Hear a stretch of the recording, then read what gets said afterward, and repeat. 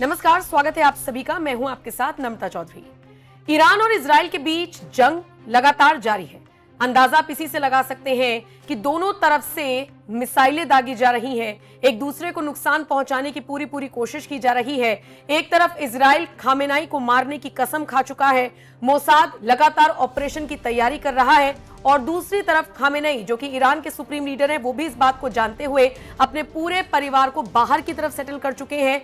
बताया जा रहा है कि सिर्फ अपने बेटे को ईरान में छोड़कर उन्होंने अपने पूरे परिवार को बाहर भेज दिया है, और बेटे को भी इसलिए छोड़ा है क्योंकि वो जानते हैं कि उनकी जान खतरे में है, तो अपना उत्तराधिकारी वो अपने बेटे को बनाना चाहते हैं। बहरहाल इन सबके बीच एक बड़ी खबर ईरान से निकलकर सामने आ रही है, और वो ये कि न्यूक्लियर पावर प्लांट जो उसका है वो खतरे में पड़ता हुआ नजर आ रहा है, और वो भी तब जब इजराइल ने फिलहाल उस पर कोई निशाना नहीं साधा है। आपको जानकर ताज्जुब होगा, एक तरफ इजराइल मिसाइलें दाग रहा है, जिस तरीके से न्यूक्लियर साइंटिस्ट को मारा गया है ताकि ईरान न्यूक्लियर बम ना बना सके, इन सब के बीच न्यूक्लियर पावर प्लांट जो है ईरान का, वो खुद ब खुद खतरे में पड़ गया है। और वो कैसे? बताया जा रहा है कि ईरान में सोमवार सुबह यानी आज सुबह भूकंप के झटके महसूस किए गए, और सबसे बड़ी बात, भूकंप न्यूक्लियर पावर प्लांट के पास ही आया, जिसके बाद ईरान के लोगों के साथ साथ ईरान के हुक्मरान भी दहशत में आ गए हैं। वो ये बात मानकर चल रही है कि इजराइल तो इजराइल, अब तो नेचर भी यही इशारा कर रही है कि उन्हें न्यूक्लियर बम नहीं बनाना चाहिए। तभी तो जिस तरीके से भूकंप आया वो भी उसी क्षेत्र में आया है जहां पर न्यूक्लियर पावर प्लांट स्थापित है। ऐसे में एक बड़ा हादसा होते होते, एक बड़ा जलजला आते आते ईरान में रह गया है, और इसकी वजह से ही लोग दहशत में है। अब आप कहेंगे एक बार भूकंप के झटके आ गए तो क्या हो गया?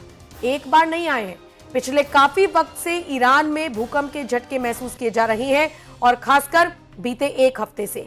आपको जानकर ताज्जुब होगा कि एक खबर के मुताबिक ईरान के कोम शहर में भूकंप के झटके महसूस किए गए।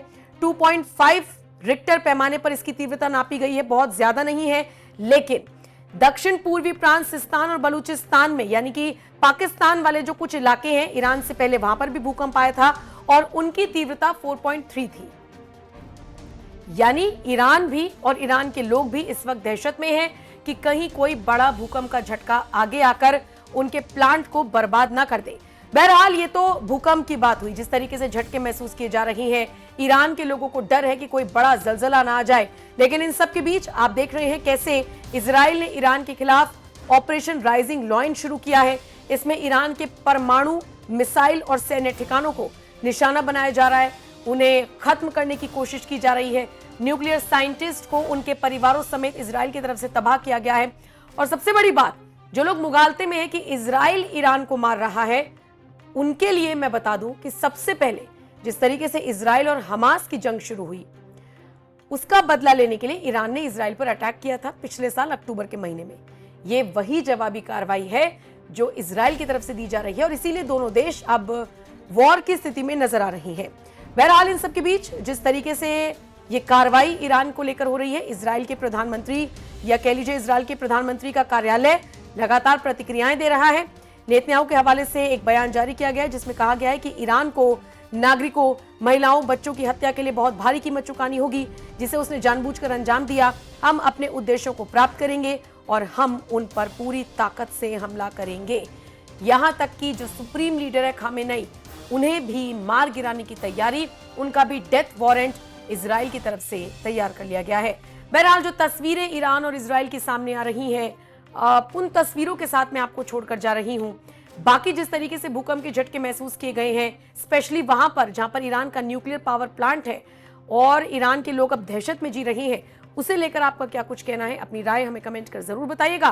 बाकी जो भी अपडेट आती रहेगी आप तक पहुंचाते रहेंगे।